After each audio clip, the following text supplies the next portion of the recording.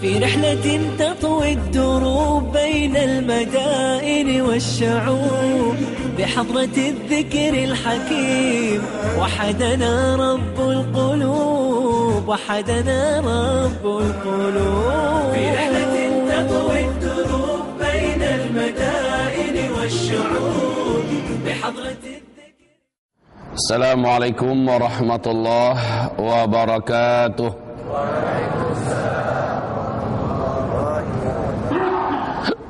Alhamdulillah wassalatu wassalamu ala Rasulillah sallallahu alaihi wasallam. Allahumma la sahla illa ma ja'altahu sahla wa anta taj'alul hazana idza syi'ta sahla. Rabbi shrah li sadri wa yassir li amri wahlul 'uqdatam min lisani yafqahu qawli wa ba'd. Ibadallah ma'asyiral muslimin, arsyadani wa iyyakumullah. Allah Subhanahu wa taala berfirman di dalam Al-Qur'anul Karim surat Al-Anbiya ayat yang pertama, a'udzu billahi minasyaitonir rajim. Bismillahirrahmanirrahim. Iqtaraba lin-nasi hisabuhum wa hum fi ghaflatin mu'ridun. Telah semakin dekat kepada manusia masa kiamat dan mereka akan dihisab di padang mahsyar, padahal kondisi mereka ketika kiamat itu semakin dekat fi ghaflatin mu'ridun, di dalam keadaan ghaflah, dalam keadaan lalai, lagi menjadi orang-orang yang berpaling. Allahumma arhamna bil Quran. Al-Hafiz Ibnu Katsir di dalam kitab Tafsirul Quranil Azim beliau, Sahih Tafsir Al-Quranil Azim, berkata ciri dekatnya kiamat, kondisi manusia adalah ghaflah, dan yang kedua mu'ridun. Ghaflah dalam artian mereka disibukkan oleh ketamakan hati untuk mengejar dunia. Habis waktu mereka buat memburu dunia. Isi dalam kepala mereka, isi dalam hati mereka, cita-cita tertinggi mereka adalah dunia. Itu kondisi yang pertama. Kondisi yang kedua, mu'ridun. Mereka jauh daripada amal ibadah kepada Allah Subhanahu wa taala dan tidak percaya bahwa kiamat itu sudah dekat. Dua keadaan ini adalah gambaran yang disebutkan oleh Allah tentang mendekatnya kiamat, sementara manusia jauh daripada Allah, jauh daripada ibadah. Yang kedua, manusia tamak dengan dunia. Ini pula yang disebutkan oleh Rasulullah di dalam Sahih Imam Al-Bukhari.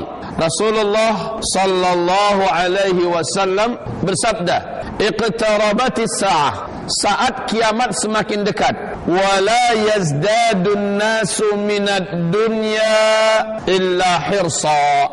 Manusia semakin tamak, semakin rakus, semakin bersemangat buat mencari, memburu dunia.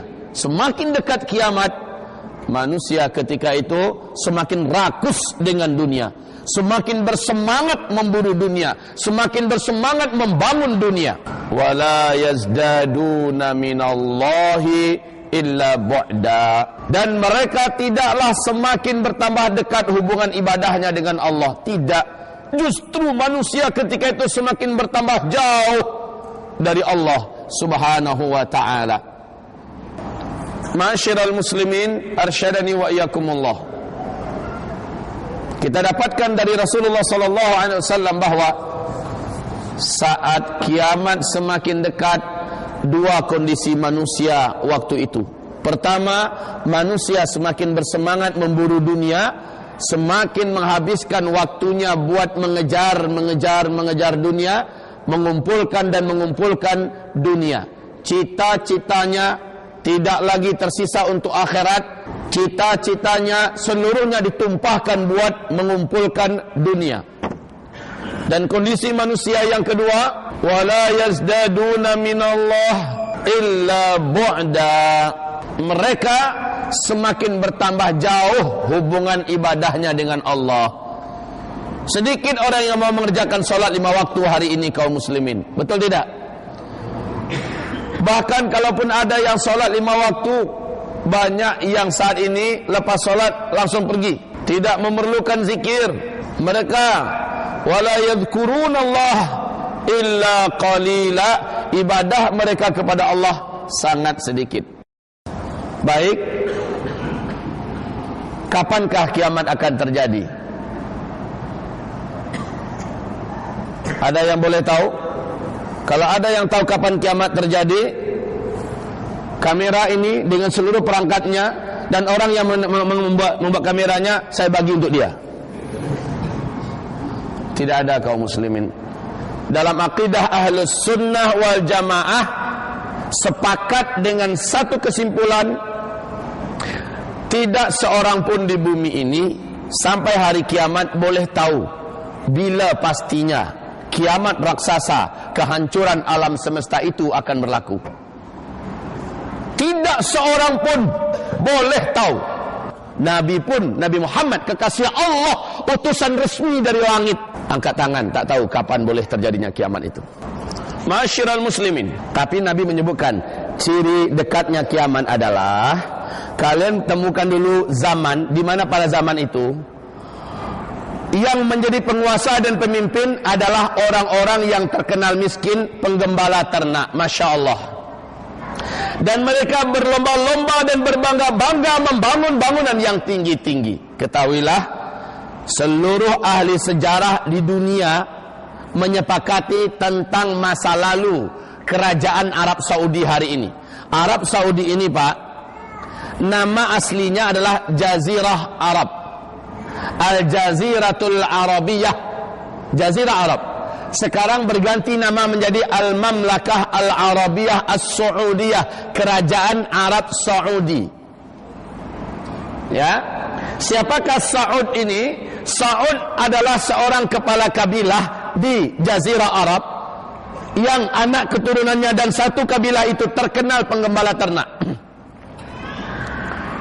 Mereka hamba-hamba Allah, miskin-miskin, tidak beralas kaki, bajunya saja hanya rompi saja, tanpa ada baju dalam penutup dada. Mereka membawa ternak ke atas bukit, turun ke lembah, pergi ke hamparan, mencari di mana-mana ada rerumputan yang boleh dimakan oleh ternak.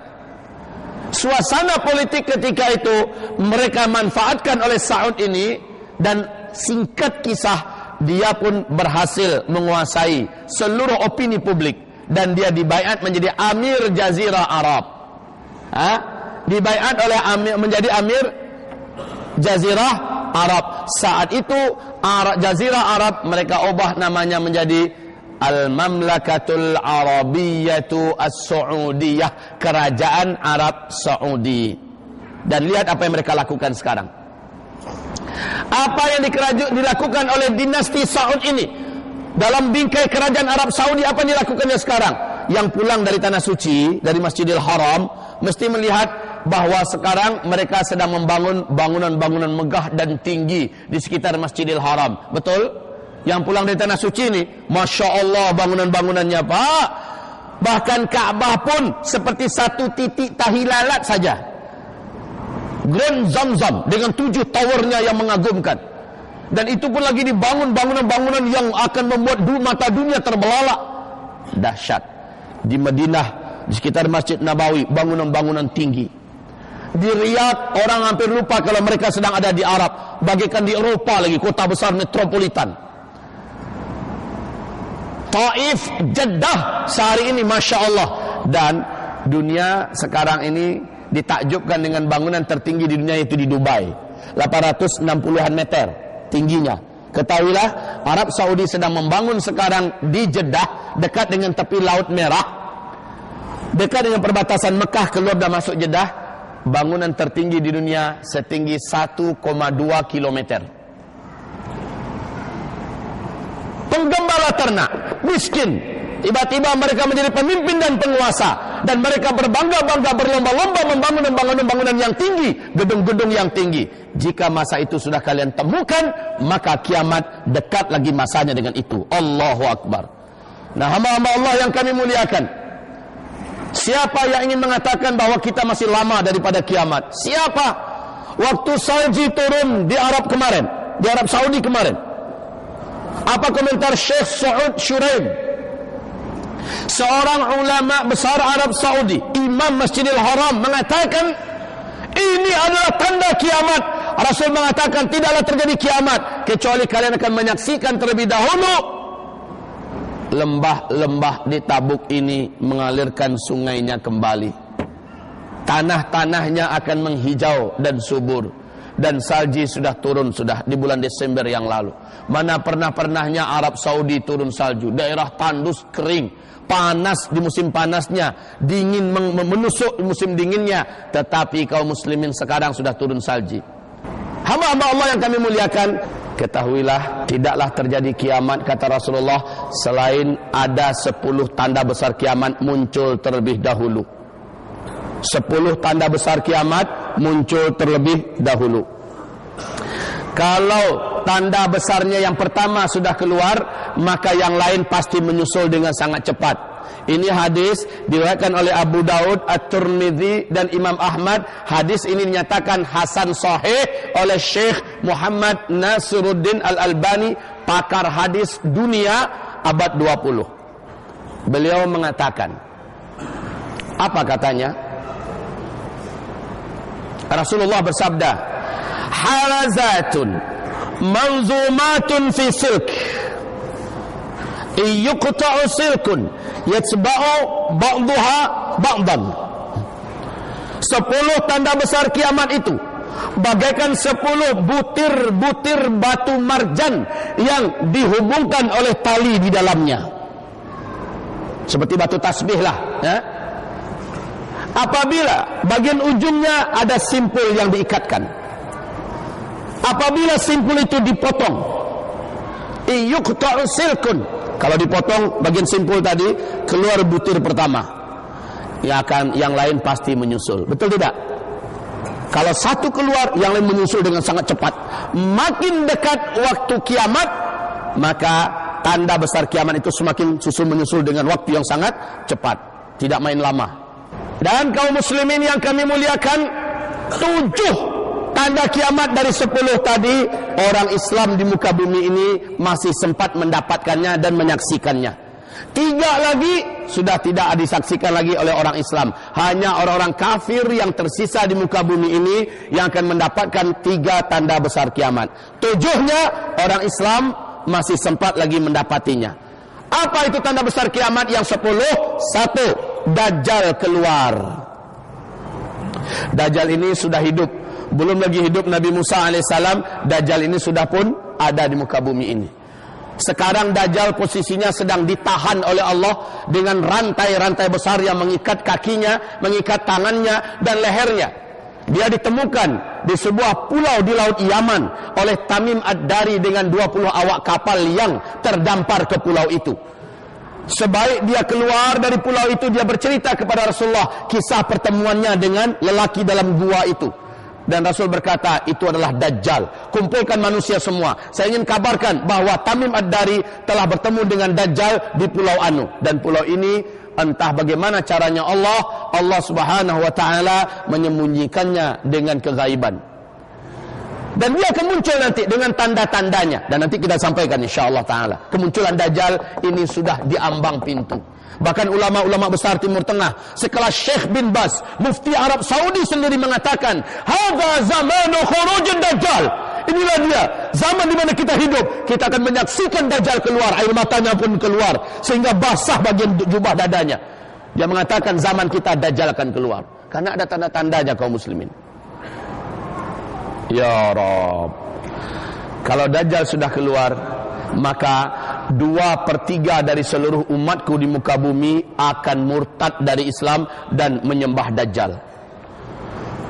Makanya seluruh nabi dan rasul, kata Rasulullah, ma min nabiyyin mursal, tidak ada seorang nabi pun yang diutus oleh Allah kecuali setiap nabi itu memperingatkan kepada umatnya, hati-hati ya, Dajjal nanti pasti muncul. Dan tidak adalah fitnah yang lebih besar sejak bumi ini diciptakan sampai kiamat kelak, yang lebih besar dan lebih berat fitnah itu melebihi fitnahnya Dajjal. Orang yang terkuat imannya sekalipun dari umatku ini di akhir zaman, kata Rasulullah, dia yakin dia tidak akan berubah dengan bertemu dengan Dajjal. Tapi sebaik dia berjumpa dengan Dajjal, dia akan langsung menyembah Dajjal. Orang yang paling kuat imannya akan menjadi pengikut Dajjal. Dia yakin dia tidak akan berubah. Ketika Dajjal bertemu dengannya, saya tidak akan berubah. Tahu-tahu dia bertemu dan dia akan menjadi penyembah Dajjal, kata Rasulullah sallallahu alaihi. Saking dahsyatnya fitnah Dajjal ini. Lamakah Dajjal muncul? Oh tidak. Rasul mengatakan masanya Dajjal sejak dia keluar, lepas mengelilingi seluruh permukaan bumi, mendatangi seluruh kota-kota di muka bumi, dan mengajak penduduk-penduduk yang masih hidup di muka bumi untuk menjadi penyembahnya dan mengangkatnya sebagai Tuhan. Lamanya hanya 40 hari saja. Tapi 40 hari itu, kata Rasulullah, hari yang pertama dari 40 itu kalian menghitungnya 1 tahun. Hari yang kedua kalian menghitungnya 1 bulan. Hari yang ketiga kalian menghitungnya 1 minggu. Dan 37 hari yang lain kalian hitunglah seperti hari-hari kalian yang biasa. Jadi kalau di total, sejak Dajjal keluar lalu mendatangi seluruh manusia yang ada di muka bumi, hanya 1 tahun 2 bulan 2 minggu sahaja. Habis. Hanya 2 kota yang Dajjal tidak boleh memasukinya, karena sudah dijaga, kata Rasulullah, dengan malaikat-malaikat Allah yang menghunus pedang-pedang untuk menanti kedatangan Dajjal. Coba masuk ente, tak sembleh. Yaitu Makkah dan Madinah. Hanya Makkah dan Madinah tidak boleh dimasuki Dajjal. Kemudian terakhir perjalanan Dajjal, setelah memurtadkan banyak manusia, Dajjal ini mengepung Imam Al-Mahdi dan para mujahidin, orang-orang beriman yang bergabung dengan Imam Mahdi di Masjid Jami' Amawi. Di situ ada Manaratul Bayda. Imam Mahdi terkepung. Orang-orang beriman juga terkepung. Mereka bersiap-siap untuk menghadapi Dajjal. Dajjal sudah ada di luar gerbang. Bala tentara Dajjal dari kalangan Yahudi Asfahan sebanyak 70.000 manusia. Mereka berjubah hijau tanpa berjahit dengan pedang-pedang terhunus, siap untuk menghancurkan Imam Mahdi dan orang-orang beriman. Salat subuh pun masuk, gelap gulita. Kemudian kumandang qomat pun diperintahkan oleh Imam Mahdi. Hai muazin, qomat. Sang muazin pun qamat. Allahu akbar, Allahu akbar. Asyhadu an la ilaha illallah. Asyhadu anna Muhammadar Rasulullah. Hayya 'alas shalah, hayya 'alal falah. Qad qamatis shalah, qad qamatis shalah. Allahu akbar, Allahu akbar. La ilaha illallah. Imam Mahdi pun maju untuk mengimami salat. Dia maju menghadap ke arah kiblat, semua orang dah siap-siap. Tiba-tiba seluruh mata mereka tertuju ke langit. Kenapa? Ada cahaya dari langit turun ke bumi. Ternyata 2 malaikat Allah yang bersayap sedang turun. Di tengah-tengahnya Nabi Isa dibawa oleh mereka. Nabi Isa meletakkan kedua tangannya di pundak malaikat yang sebelah kanan, dan malaikat sebelah kiri satu lagi. Nabi Isa pun turun. Masya Allah. Rasul menceritakan dengan sangat rapi hadis ini. Semua yang ada melihat kedatangan Nabi Isa bersyukur, karena mereka sudah tahu kalau Dajjal sudah muncul, pasti Nabi Isa akan turun. Karena hanya Nabi Isa saja yang diberi oleh Allah kemampuan dan kekuatan, authority untuk membunuh Dajjal. Selain Nabi Isa tidak ada. Dan Nabi Isa sekarang sudah diantar turun oleh 2 malaikat. Nabi Isa membawa tongkat khusus dari langit, tombak yang hanya dengan tombak itu Dajjal boleh dibunuh. Maka Imam Mahdi pun mundur, mempersilahkan Nabi Isa menjadi imam. Apa kata Nabi Isa?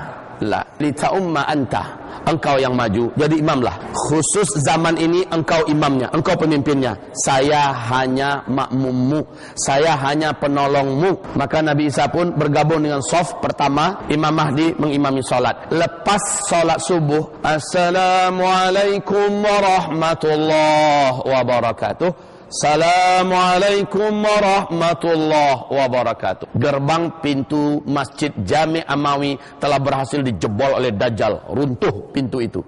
Maka Dajjal dengan sombongnya masuk ke dalam, dan bala tentaranya 70.000 pasukan Yahudi Asfahan sudah siap dengan pedang-pedang mereka, haus darah untuk membunuh Imam Mahdi dan orang-orang beriman. Tiba-tiba Dajjal masuk gerbang, Nabi Isa pun berdiri, dan kedua tokoh ini saling berhadap-hadapan. Masya Allah. Maka menjerit Dajjal di situ, melolong kesakitan, karena kata Rasulullah, seluruh tubuhnya meleleh bagaikan garam yang dimasukkan ke dalam air hangat. Kalaulah Dajjal tetap bertahan di situ, maka Dajjal akan menjadi cairan yang mati di tempat. Dengan kesaktian yang Allah berikan, Dajjal langsung lari sejauh-jauh tempat, dan Allah memberikan kepada Nabi Isa kemampuan lebih daripada Dajjal. Kemanapun Dajjal lari, Nabi Isa sudah menunggu. Terakhir Dajjal lari ke Lut, pintu Lut di Palestina, dan Nabi Isa sudah menunggu di situ. Dihunjamnya dengan kuat Dajjal itu dengan tombak yang dibawa oleh Nabi Isa. Maka matilah Dajjal di tempat, berlumuranlah tombak itu dengan darahnya Dajjal. Kemudian dengan izin Allah, Nabi Isa kembali bergabung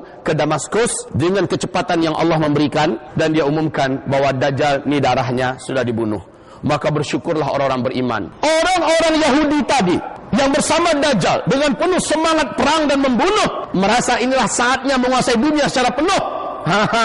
Lari puntang panting. Mereka ketakutan karena sang komandan tertinggi, imam besar mereka, Dajjal laknatullah alaih, sudah mati. Maka mereka pun lari. Rasul mengatakan saat itu orang-orang beriman, tentara Imam Mahdi dan Nabi Isa mengejar mereka kemana saja mereka sembunyi. Nah, itulah perang terakhir umat Islam melawan Yahudi. Yahudi bersembunyi di balik batu besar. Saking takutnya bersembunyi di balik batu besar. Batu itu bersuara dengan izin Allah nanti. Ya Muslim, hadza Yahudiyun warai, ta'ala faqtulhu. Hai Muslim, ada Yahudi sembunyi di balik saya nih. Cepat sini, tangkap, bunuh dia, kata batu. Ini hadisnya sahih ya. Sembunyi dia di balik pohon, sembunyi, bicara lagi pohon. Ya Muslim, hadza Yahudiyun warai, ta'ala faqtulhu. Hai Muslim, ini ada Yahudi di belakang saya. Sini, tangkap, bunuh. Di balik tembok, di balik batu, di balik pohon, di mana saja orang Yahudi ini bersembunyi, maka alam Allah, makhluk Allah ini berbicara, berpihak kepada orang-orang beriman. Illal gharqat, kecuali pohon gharqat, kata Rasulullah. Hanya pohon gharqat saja yang tidak berpihak dengan orang-orang beriman, dan inilah pohon neraka nanti. Sembunyi Yahudi-Yahudi di balik pohon gharqat, pohon itu diam saja. Tapi masalahnya hadis ini sudah bocor duluan ke telinga orang-orang beriman. Paham orang beriman bahwa Yahudi pasti akan paling banyak bersembunyi di balik pohon gharqat. Maka tahu enggak kaum muslimin, pohon gharqat ini 9 tahun yang lalu sudah ditanam oleh Israel sebanyak 20 juta batang pohon. Karena mereka yakin ini pohon di akhir zaman akan berpihak pada mereka. Mereka tanamilah pohon sebanyak itu. Pernah lihat pohon gharqat? Pernah lihat pohon gharqat? Belum? Pernah melihat lambang ini tidak? Lambang seperti ini. Macam mana ya? Set. Pernah lihat? Itu adalah lambang pohon gharqat. Ini lambang sakral bangsa Yahudi. Ini lambang pohon gharqat kaum muslimin. Nah, pohon gharqat ini sekarang ketinggiannya sudah 11, 12 sampai 16 meter. Dalam jumlah yang sangat banyak kebun-kebun pohon gharqat. Ternyata Yahudi sangat yakin, Pak, bahwa ini juga akhir zaman. Di kitab mereka malah lebih cepat lagi mereka memperkirakan akhir zaman itu, kemunculan Dajjal. Kaum muslimin yang kami muliakan,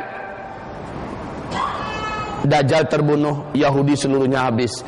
Muncul tanda besar kiamat yang nomor 3, yaitu munculnya, keluarnya bangsa yang tidak punya hati, tak punya perasaan. Bangsa yang suka membunuh, haus darah dan suka perang. Disebut dengan Ya'juj dan Ma'juj.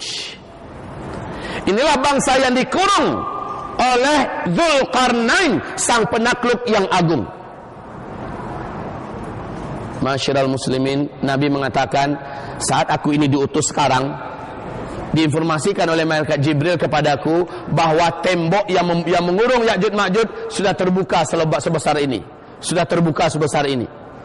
Nanti Ya'juj dan Ma'juj Allah ceritakan di surah Al-Kahfi, Allah ceritakan dalam surat Al-Anbiya,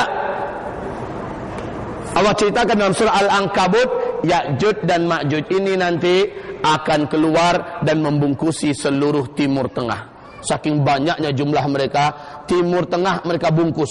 Dalam artian apa? Kayak kita nih, banyak sampai setimur Tengah penuhnya Ya'juj Ma'juj itu. Tidak ada hadis apakah Ya'juj Ma'juj itu sampai ke Indonesia nanti, sampai ke Malaysia, saking banyaknya jumlah, wallahu alam.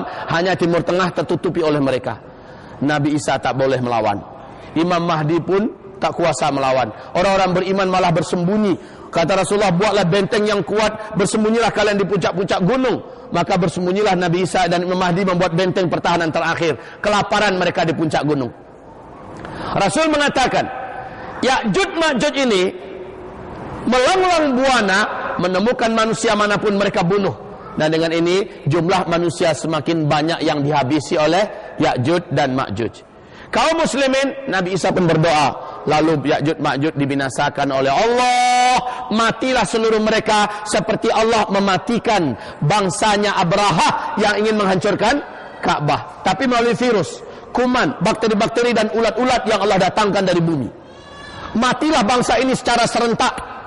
Bumi ini busuk, mayatnya bergelimpangan di mana-mana. Nabi Isa pun mengangkat tangan. Kata Rasulullah, bahkan Nabi Isa ketika turun dari gunung, Imam Mahdi dan orang beriman, mereka harus melangkah dari satu mayat ke mayat, saking banyaknya jumlah mayat itu. Dan seluruh wilayah Timur Tengah tertutupi oleh bangkai-bangkainya Ya'juj dan Ma'juj ini. Bayangkan banyaknya kaum muslimin.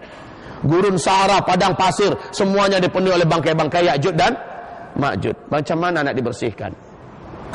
Lalu hamba-hamba Allah yang kami muliakan, selanjutnya Nabi Isa berdoa, maka Allah datangkan burung-burung besar yang leher mereka sebesar dan seperti leher onta. Bayangkan besarnya burung itu. Di mana Allah sembunyikan selama ini burung itu? Wallahu alam. Hadis-hadis tentang kedatangan burung ini, setiap burung itu menukik ke bumi lalu mengangkat satu bangkai Ya'juj dan Ma'juj dan dibuang entah kemana. Tidak ada riwayatnya apakah ke laut, apakah ke ruang angkasa dibawanya, wallahu a'lam. Yang jelas habis sudah Ya'juj dan Ma'juj, yang tersisa adalah jatuhan bangkai-bangkainya, daging-dagingnya, ulat-ulat yang membusuk, ya. Itu yang tersisa. Nabi Isa pun berdoa lagi kepada Allah. Allah datangkan hujan yang sangat lebat berhari-hari, lalu seluruh permukaan bumi kembali kinclong, kembali bersih. Masuk tanda besar kiamat yang keempat, yaitu masa-masa aman. Tegaknya khilafah yang terakhir di muka bumi di dalam kepemimpinan Imam Al-Mahdi, cucu kandung Rasulullah sallallahu alaihi wasallam. Dalam masa-masa aman itu, jumlah manusia tersisa sedikit saja lagi, kata Rasulullah. Satu laki-laki, jumlah wanita saat itu adalah 50. Perbandingan laki-laki dengan wanita pada masa-masa aman itu, pada masa-masa khilafah adalah 1 orang laki-laki, 50 orang wanita. Tapi hidup sudah aman. Binatang-binatang berbisa, hewan-hewan buas sudah bermain-main dengan manusia, dengan anak-anak kecil dan tidak menyakiti sedikit pun. Harimau, singa, serigala bermain-main dengan domba-domba yang lepas dan tidak menerkamnya, tidak memakannya.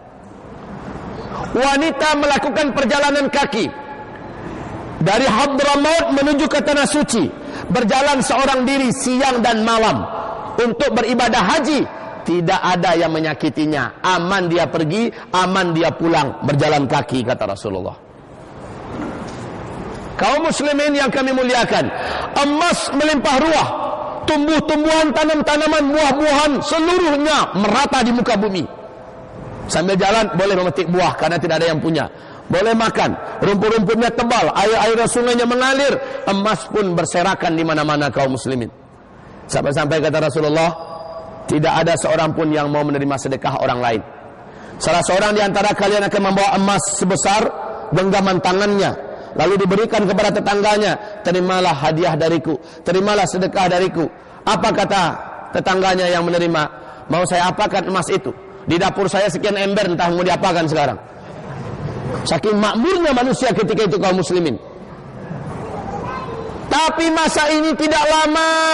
Rasul menyebutkan masa ini hanya 7 tahun saja. Di hadis yang lain, masa ini antara 8 atau 9 tahun saja. Jadi antara 7 tahun atau 8 atau 9 tahun masa ini pun berakhir. Macam mana cara berakhirnya? Lanjutkan. Allah pun menampakkan tanda besar kiamat yang nomor 5. Jadi yang pertama Dajjal, yang kedua Nabi Isa, yang ketiga Ya'juj dan Ma'juj, yang keempat tegaknya khilafah dan munculnya masa-masa aman. Di masa-masa aman ini nanti Imam Mahdi meninggal dunia, Nabi Isa meninggal dunia, dan Imam Mahdi digantikan oleh Al-Qahtani kata Rasulullah. Lalu di masa aman ini Allah munculkan tanda besar kiamat yang nomor 5, yaitu terbitnya matahari dari sebelah barat. Tempat dia bisa tenggelam, dari situ matahari terbit. Ini tanda besar kiamat. Saat itu manusia berbondong-bondong ingin menyatakan syahadat. Orang-orang kafir ingin masuk Islam. Orang-orang yang ingin masuk Islam ingin menyatakan syahadatnya. Tapi saat itu sudah tidak diterima lagi keislaman siapapun yang belum Islam sebelumnya.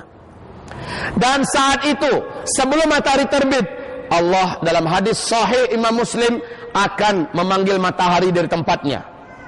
Matahari pun pergi meninggalkan bumi ini, sehingga tidak ada belahan bumi manapun yang terang, gelap muka dan belakang, atas dan bawah. Matahari pun menghilang. Kata Rasulullah, matahari ini sujud di bawah arasy Allah dalam waktu yang Allah saja memutuskan. Kemudian Allah berkata, wahai matahari, bangkitlah engkau dari sujudmu dan pergilah engkau kembali ke tempat posisimu semula. Terbitlah engkau dari tempat biasanya engkau tenggelam. Maka matahari pun terbit. Dan kalian di bumi pada waktu itu kata Rasulullah merasakan malam seperti 3 malam kalian. Panjang terasa Pak. Sehingga puas berulang-ulang seseorang tahajud sampai penat, sampai letih dia tahajud. Lalu dia bangun, lalu dia tertidur saking lelahnya dari tahajud. Dan dia tidur lagi sepuas-puasnya, bangkit. Dia lihat masih gelap, dia pun tahajud balik. Kemudian dia tahajud sepanjang-panjangnya tahajud, seletih-letihnya tahajud. Dia lihat masih gelap, dia pun tidur kembali. Pas bangun lagi, belum juga terang, dia tahajud lagi. Sampai selepas tahajud, dia gelisah, dia turun ke jalan-jalanan. Gelap gulita. Orang-orang yang beriman lainnya juga turun ke jalanan, dah puas tahajud berulang-ulang. Apa kata mereka? Ada apa ini? Ada apa ini? Kemudian mereka, kata Rasulullah, orang-orang beriman saat itu mengumandangkan azan subuh. Maka mereka siap-siap melaksanakan sholat subuh. Selepas sholat subuh mereka berzikir. Ternyata masih gelap di luar. Apa kata mereka? Mungkin tadi terlalu cepat kita azannya. Ulang balik azan. Benar kaum muslimin, ulang balik azan. Mereka pun mengumandangkan azan subuh kali kedua. Lalu mereka sholat sunat fajar 2 rakaat. Lalu mereka sholat subuh berjamaah dan berzikir lagi dengan zikir yang panjang. Belum lagi terang matahari, belum. Bahkan tanah merah di ufuk timur pun enggak nampak. Kaum muslimin, apa kata mereka? Kayaknya terlalu cepat kita azan tadi. Azan balik, azan lagi Pak. 3 kali mereka melaksanakan sholat subuh. Barulah setelah itu matahari terbit dari arah barat. Nah kata Allah, kata Rasulullah, saat malam panjang itu, itulah ibadah yang terakhir manusia di muka bumi. Kenapa? Besoknya seluruh Al-Quran Allah sudah hilangkan di muka bumi. Seluruh Al-Quran. Orang ingin melihat Al-Quran, dicari, tinggal lembaran-lembaran putih saja lagi tidak ada tulisan. Orang-orang yang hafal Al-Quran 30 juz akan hilang seluruh hafalannya. Orang yang hafal Al-Fatihah dan Qul Huwallahu Ahad sekalipun akan hilang seluruh hafalannya dari kerongkongannya. Tidak ada lagi ibadah. Tidak ada lagi amalan kecuali di hati mereka iman Allah, Allah, Allah. Setelah itu tidak ada lagi. Kaum muslimin, Rasul mengatakan matahari itu terbitnya hanya setengah hari saja, lalu tenggelam balik di tempat dia terbit tadi, yaitu sebelah barat, dan besoknya dia terbit sebelah timur seperti biasa. Tapi Allah munculkan tanda kiamat yang nomor 6. Tanda besar kiamat nomor 6, yaitu seperti dalam surat Al-Anbiya, keluarnya binatang raksasa dari dalam perut bumi sebanyak 3 kali kemunculan di tempat-tempat yang berbeda-beda. Binatang ini Allah sebutkan dalam Al-Quran dengan sebutan Dabbatul Ardi, binatang melata dari dalam perut bumi. Binatang ini berbulu tebal dan panjang, kata Rasulullah sallallahu alaihi wasallam, boleh berbicara dengan bahasa manusia. Dan dia membawa tongkat Nabi Musa, cincin Nabi Sulaiman. Tongkat ini akan ditunjuknya kepada orang-orang kafir. Maka orang kafir itu, kata Rasulullah, menghitamlah wajah mereka, menghitamlah seluruh tubuh mereka, bagaikan punggung-punggung kuali yang hangus, hitam. Dan cincin Nabi Sulaiman akan diusapkannya ke wajah orang-orang yang beriman yang masih hidup di bumi pada saat itu. Maka kaum muslimin, orang beriman ini pun menjadi putih, bersih dan bercahaya wajahnya, sehingga benar-benar berbeda antara orang beriman dengan orang kafir. Maka setelah itu, kata Rasul, muncullah tanda besar kiamat yang nomor 7, yaitu angin lembut bertiup dari arah timur. Angin lembut bertiup dari arah timur. Angin ini sejuk, lembut. Tidak ada satupun orang yang mengenal Allah dan beriman kepada Allah di timur dan di barat, di utara dan di selatan, di seluruh permukaan bumi ini. Apakah dia tinggal dalam perut gua, apakah dia tinggal di gunung, di lembah, di pulau, di gurun Sahara, dimanapun saja ada orang beriman, angin ini akan menjemputnya, angin ini akan menyentuhnya, dan dia pun meninggal di situ. Orang beriman akan meninggal serentak di muka bumi pada saat itu. Seluruh orang yang mengenal Allah, beriman kepada Allah, apakah imannya kuat, apakah imannya sedikit, meninggal serentak. Seolah-olah binatang tadi muncul buat memberi tanda, lalu setelah putih, bersih orang beriman ini, angin itu datang menjemput kepada orang-orang yang sudah diberi tanda, dan meninggallah. Tidak ada lagi tersisa orang beriman. Faham sekarang kenapa Nabi mengatakan selama masih tersisa satu saja orang beriman di muka bumi, Allah akan tunda kiamat itu 40 hari lagi. Ini pertanda seluruh orang beriman akan Allah wafatkan secara serentak, sebagai tanda besar kiamat yang nomor 7. Artinya tanda besar kiamat nomor 8 tidak ada lagi orang beriman akan menyaksikan, yaitu penenggelaman bumi di sebelah timur. Tanda kiamat yang nomor 10, nomor 9, penenggelaman bumi di sebelah barat. Dan tanda kiamat yang ke-10 adalah munculnya api raksasa yang menggiring manusia ke wilayah Syam. Dan situlah nanti kiamat raksasa, kehancuran alam semesta terjadi. Kaum muslimin yang kami muliakan, 7 tanda besar kiamat akan disaksikan oleh orang Islam umat Nabi Muhammad. Kapan itu Pak Kiai? Mungkin 1000 tahun lagi kah? Atau mungkin 100.000 tahun lagi? Ada yang berani mengatakan demikian?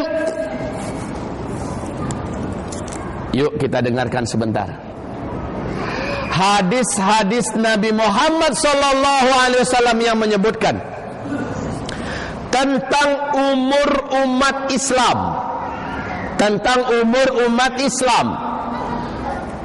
ketika aku diutus oleh Allah sebagai Nabi dan Rasul, sampai wafatnya orang Islam di muka bumi ini secara serentak, Allah memberikan rentang waktu yang disediakan oleh Allah untuk umat Islam lebih dari 1400 tahun, kata Rasulullah, tapi tidak sampai 1500 tahun hitungan Hijriyah.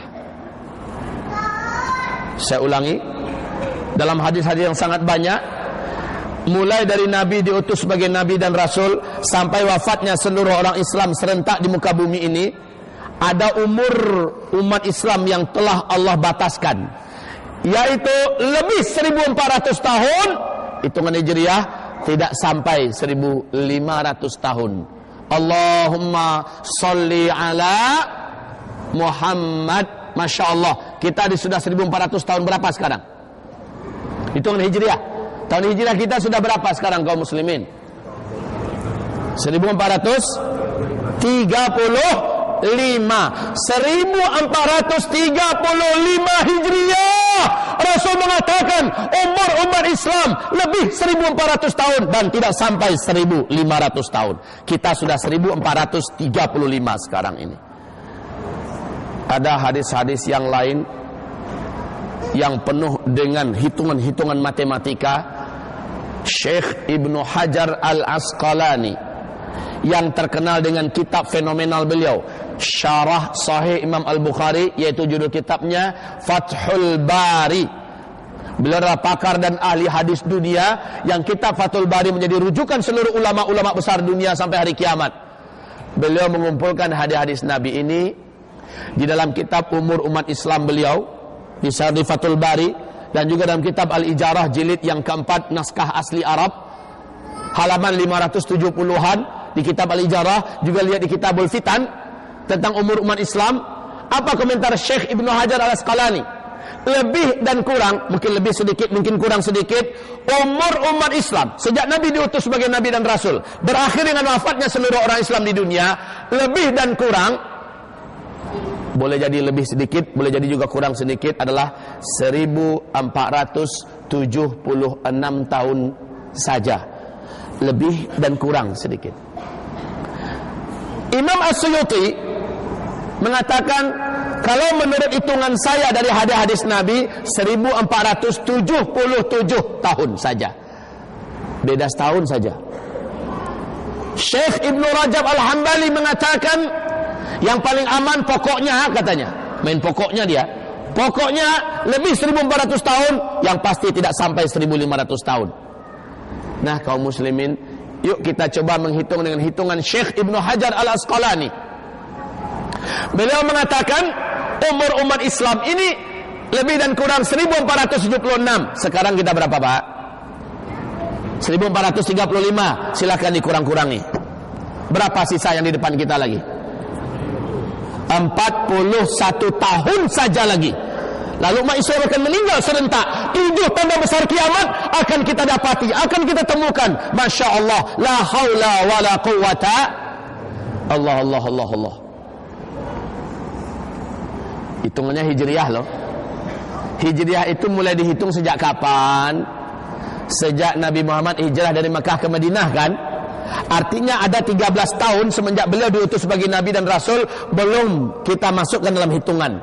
Artinya yang 41 tadi dikurangi lagi 13. Berapa? Tinggal 28 tahun lebih dan kurang ke depan.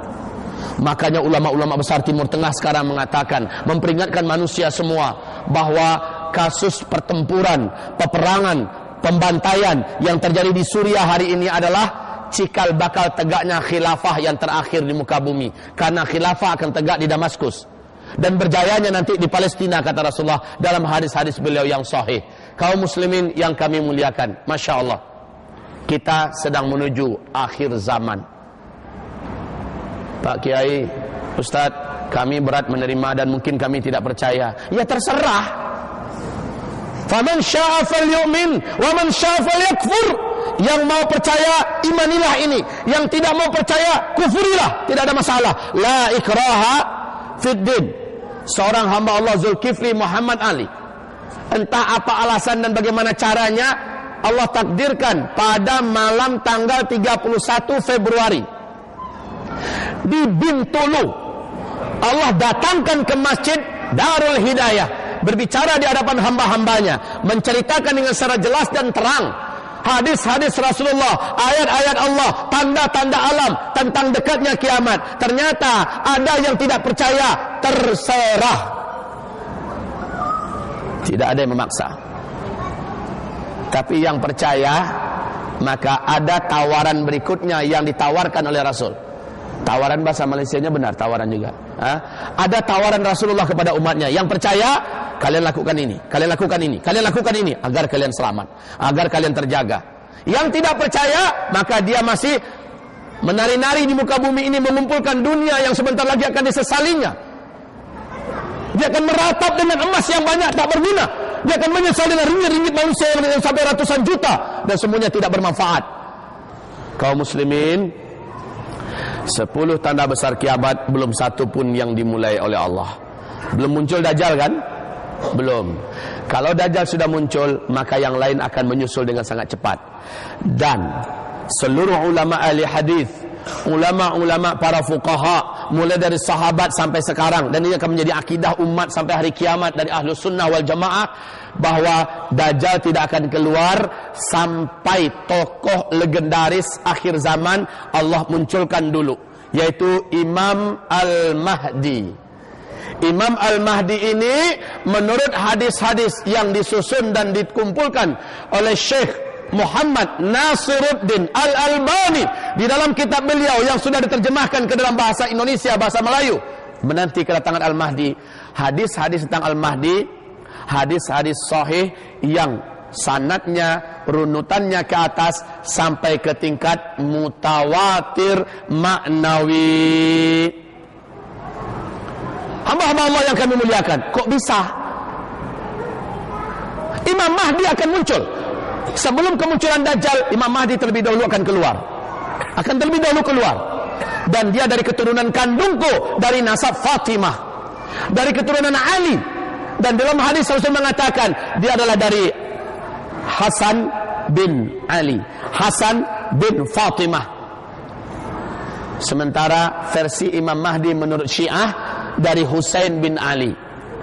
Mereka karang-karanglah hadis-hadis mereka yang tidak ditemukan sanadnya, yang tidak ditemukan riwayatnya. Kemudian mereka katakan bahwa Imam Mahdi itu dari kelompok kami nanti, dari kelompok Syiah. Ya, dianya dari Husain bin Ali. Ma'asyiral muslimin, Imam Mahdi versi Syiah, kalau dia muncul, Abu Bakar dan Umar akan mereka bangkitkan lalu disiksa oleh Imam Mahdi sampai hari kiamat. Istri Rasul itu Bunda Aisyah, istri Nabi yang lain akan disiksa dan dirajam sampai hari kiamat. Masjid kaum muslimin seluruh dunia akan diruntuhkan. Yang tidak mau masuk Syiah dari Ahlus Sunnah wal Jamaah akan dibunuh oleh mereka. Dan Imam Mahdi ini kerjanya akan menghancurkan Ka'bah dan memindahkan tanah suci ke Iran. Enak betul Imam Mahdi mereka. Tetapi alhamdulillah itu semuanya tidak ada akan terwujud. Karena Imam Mahdi yang sesungguhnya, hadis-hadis yang bercerita tentang itu dari Rasulullah, hadis-hadis ini sahih, bahkan sampai ke tingkat mutawatir maknawi. Hadis-hadis ini menyebutkan kemunculan Mahdi itu dengan beberapa tanda. Satu, tidaklah muncul Al-Mahdi kecuali seluruh muka bumi akan penuh dengan keributan dan huru-hara. Bencana demi bencana susul menyusul di berbagai tempat. Yang kedua, tidaklah muncul Al-Mahdi kecuali fitnah, pembantaian dan peperangan di Syam membara dan bergelora. Syam itu di mana? Suriah, Palestina, Yordania dan Lebanon pada hari ini. Dan keempat wilayah itu sedang membara dalam fitnah, peperangan dan pembantaian umat Islam oleh para penguasa-penguasanya yang Syiah. Kaum muslimin hari ini sudah terwujud, di mana tempat Imam Mahdi akan mengembangkan wilayah dan mengembangkan pemerintahan khilafah. Di situ sudah membara peperangan dan pembantaian pada hari ini. Allahu Akbar. Kemudian tidaklah muncul Al-Mahdi kecuali seorang raja yang menguasai Mekah dan meninggal dunia. Mekah Madinah meninggal dunia. 3 calon penggantinya saling berlomba-lomba, berebutan, bunuh-membunuh untuk memperebutkan kekuasaan itu. Wala yakunu li ahadin minhum, tidak akan jatuh kepada seorang pun dari antara mereka yang bertiga yang berebut itu, karena kekuasaan itu akan jatuh ke tangan cucu kandungku min itrati, ya, min waladi Fatimah, dari cucu kandungku. Bahwa Al-Mahdi lah nanti yang akan menggenggam Makkah dan Madinah, menguasai kembali Jazirah Arab. Kaum muslimin, Raja Abdullah pada hari ini sudah di usia beliau yang 90 tahunan. Kalau dihitung hitungan Hijriah sudah 93 umur beliau sekarang. Raja Abdullah yang menguasai Mekah dan Madinah dan kerajaan Arab Saudi pada hari ini. Betul? Usia beliau sudah 90 tahunan. 3 pangeran calon penggantinya. Mereka kan ada 5 pangeran dulu. Fahad, Abdullah, Faid, Sultan dan Naif. Keempat pangeran ini yang awal menjabat sebagai penguasa dari mereka berlima adalah Raja Fahad.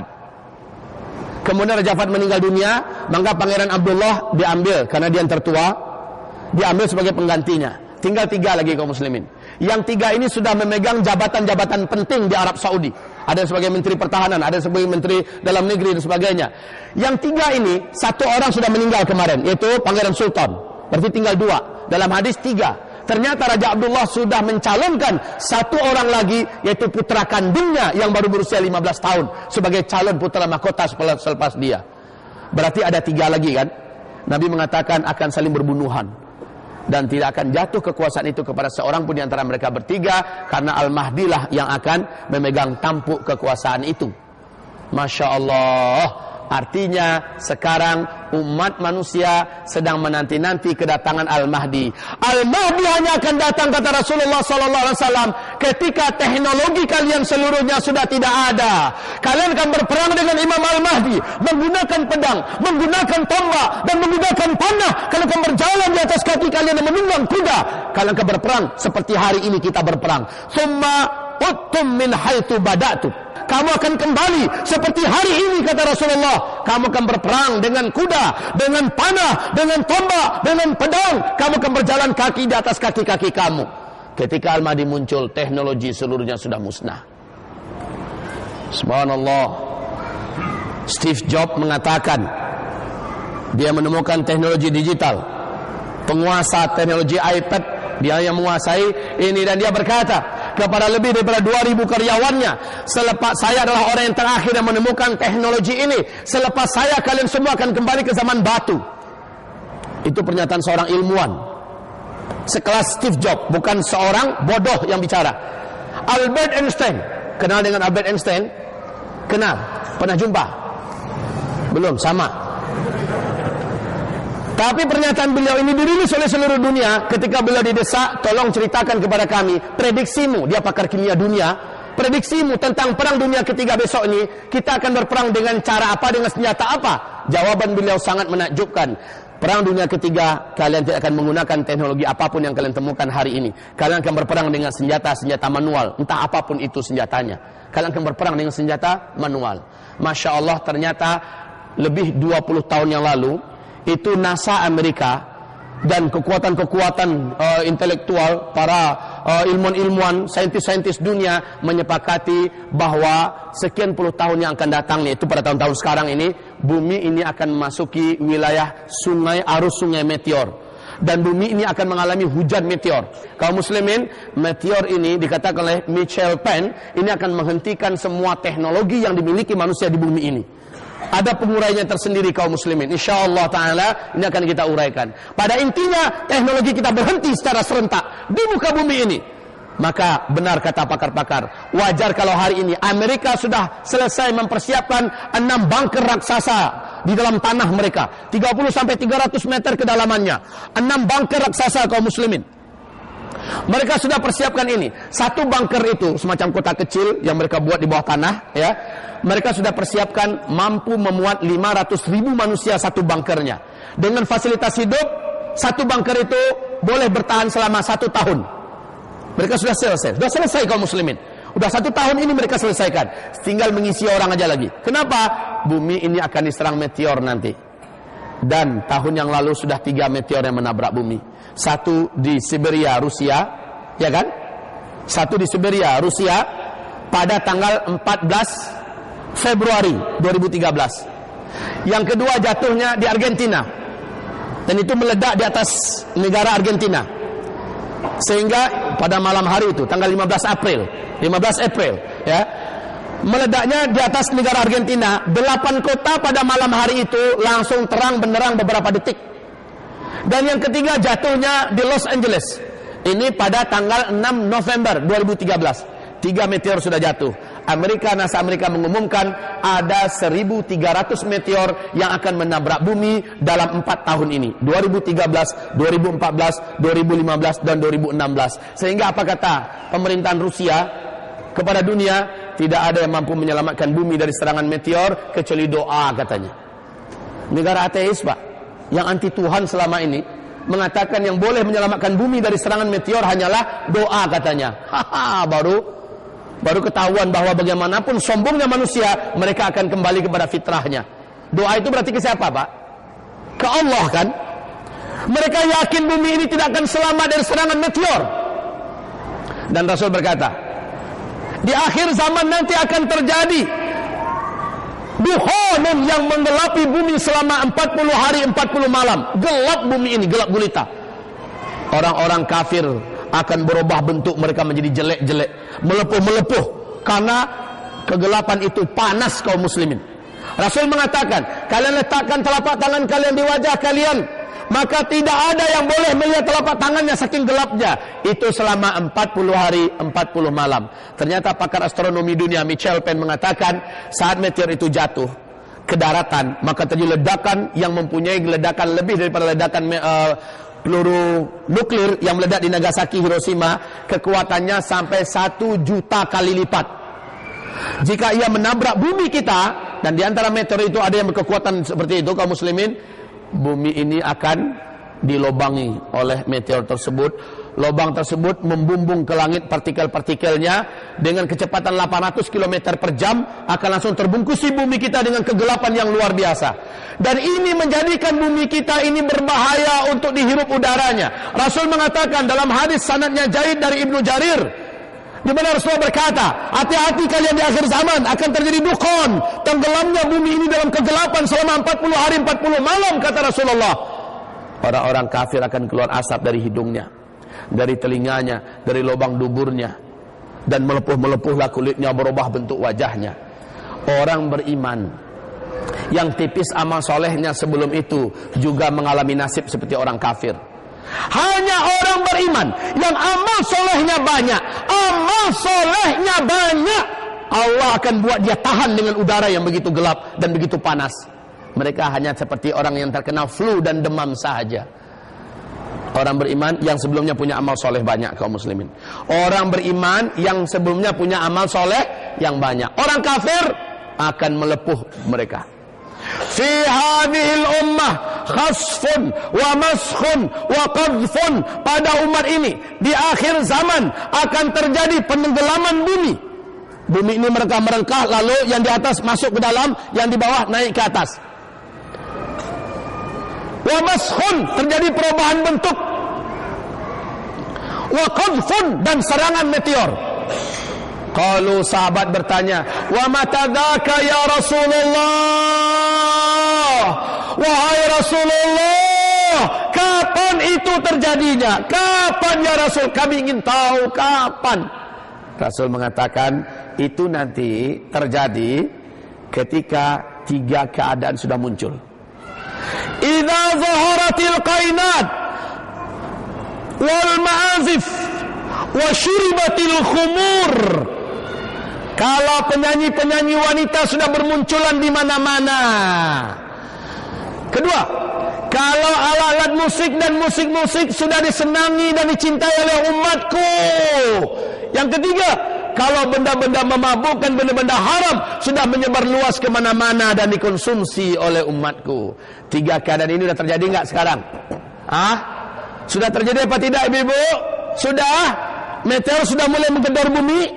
Sudah. Kaum muslimin yang kami muliakan, banyak lagi tanda-tanda yang mengarahkan kita kepada dekatnya kiamat dan dimulai dengan munculnya Imam Mahdi. Ingat, Rasulullah mengatakan saat Imam Mahdi itu muncul, kalian walaupun merangkak di atas salju, kalian harus merangkak untuk berbaiat kepadanya. Berbaiat kepadanya walaupun melangkak di atas salju. Imam Mahdi munculnya di mana? Imam Mahdi munculnya di mana? Di mana Imam Mahdi munculnya? Dia dibaiat nanti di depan Ka'bah antara Hajar Aswad dengan Maqam Ibrahim. Di sana nanti.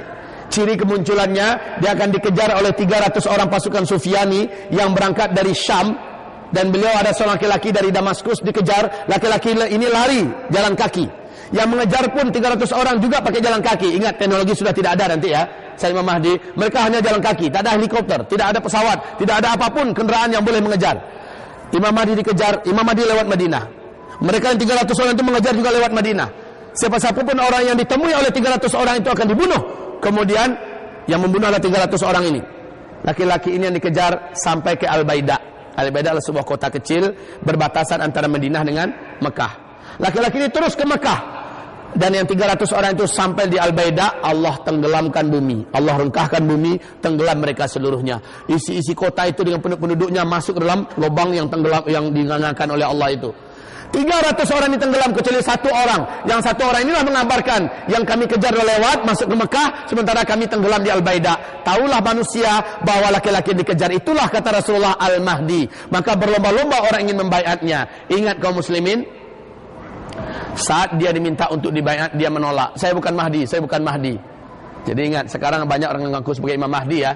Aku Al-Mahdi, berbaiatlah kepadaku.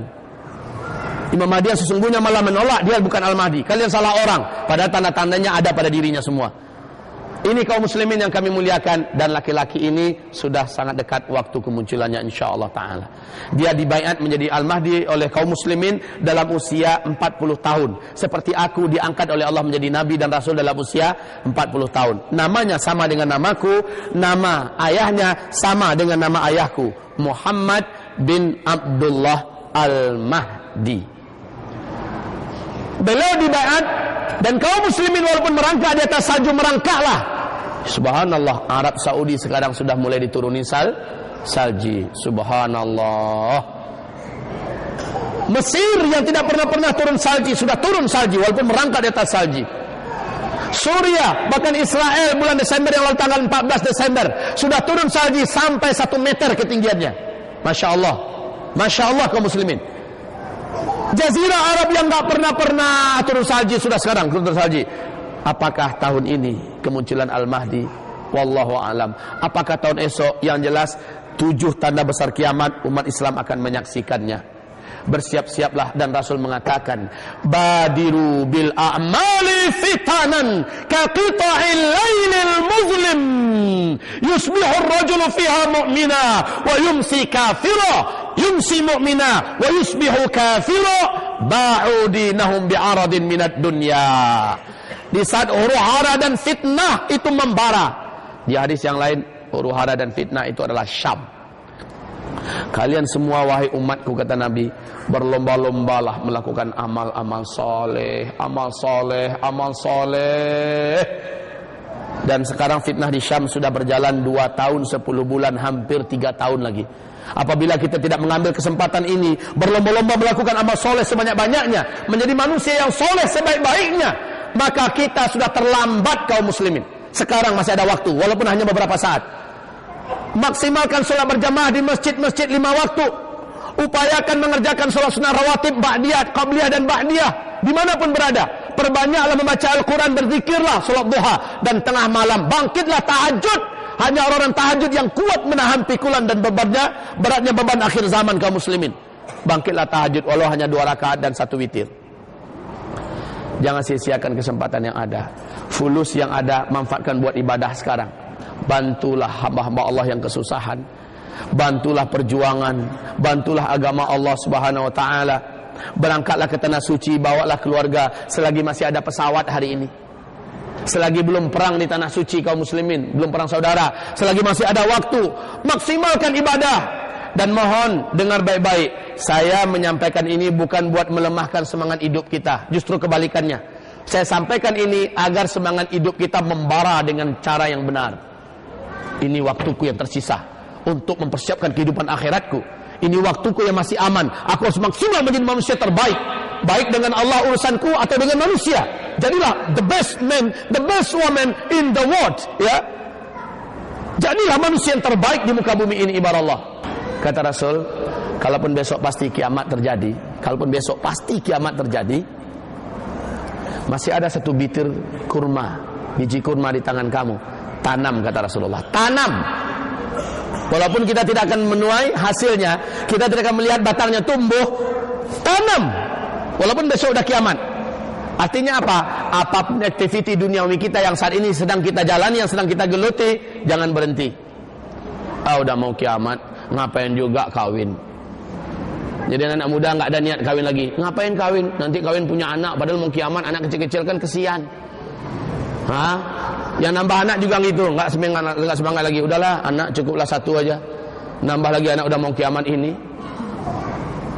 Yang membangun rumah juga hilang putus asa semangat rumahnya, bangun rumah. Udahlah, bangun sajalah terus. Yang sedang kerja aja terus. Cuma semua apa yang dilakukannya harus diniatkan mencari ridha Allah.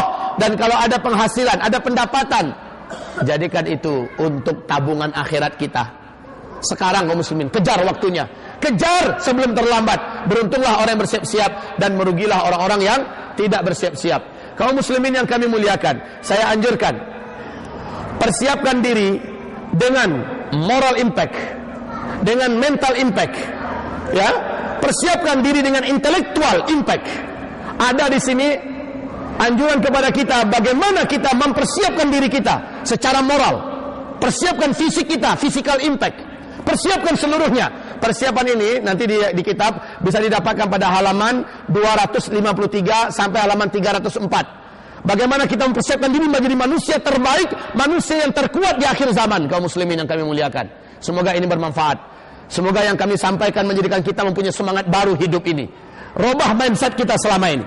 Bukan dunia lagi yang harus kita pertahankan, tetapi kehidupan akhirat yang harus kita kejar. Manfaatkan dunia yang ada. Ini anak-anak kami, jadikanlah diri kalian secepatnya menjadi wali-wali Allah dan keluarga-keluarga Allah di bumi. Para hafizul Quran adalah keluarga-keluarga Allah di bumi. Niatkan karena Allah Subhanahu wa taala. Karena anak-anak yang hafal Al-Quran termasuk anak-anak surga yang Allah jaga di dunia ini. Masya Allah, selagi umur kalian masih bagus. Bapak-bapak, bangunkan istrinya Pak, bangunkan keluarganya tengah malam tahajud. Salat duha jangan sia-siakan, walau hanya 2 rakaat. Kalau boleh 4 rakaat, kalau sanggup 6 rakaat lagi cantik. Mintalah kepada Allah Subhanahu wa taala agar tidak ada seorang pun dari kita yang tidak memanfaatkan sisa waktu yang masih Allah percayakan sebelum meteor jatuh ke bumi ini dan merubah segala-galanya. Sebelum Dajjal muncul dan terlambatlah waktu kita untuk bersiap-siap. Wabillahi taufiq wal hidayah. Subhanakallahumma wa bihamdika asyhadu an la ilaha illa anta astaghfiruka wa atubu ilaik. Wassalamualaikum warahmatullahi wabarakatuh.